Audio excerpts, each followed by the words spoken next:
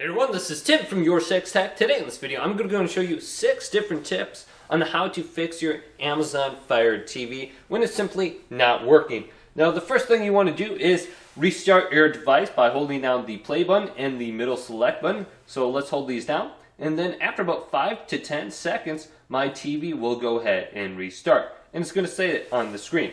My TV is now black. Also, what you can try is unplugging your TV from the wall outlet for approximately 1 minute and then plugging it back in. And maybe it's not working with a specific power strip. You can try plugging it directly into the wall outlet and then plug your device back in and do a simple restart. Now, another thing that you can try is factory resetting your TV with the remote by holding down the back button and then the right button.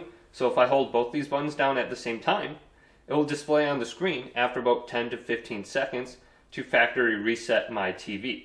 And this screen will appear, reset to factory default. It will automatically initiate this after 20 seconds. So if you don't press anything, your TV will revert to the factory default. So if you're stuck on a loading screen or your screen is black, go ahead and try holding that down with the remote. Otherwise, on the home screen here, we can scroll all the way over to the right, and then we can go on down and we can go to where it says devices and software. Then we can go to reset to factory default under here. Now let's back out of here and then go to account and profile settings and select this and go to Amazon account, and we can go to deregister, and this will log us out of our Amazon account and we will have to sign back in with an email address and password. But simply logging out and then logging back in could fix some account issues, or going to where it says sync Amazon account could also fix those issues. Then if you are having problems with your remote and you want to go ahead and just simply reconnect it or resync it, what you could do is unplug your TV and then plug it back in and then hold down the home button, and the green light will start to blink in the upper right side of the remote. This is an indication that it's looking for a Bluetooth device to connect to. Also, you can reset your remote by holding down the back button, the button with the 3 lines on it, and then the left button.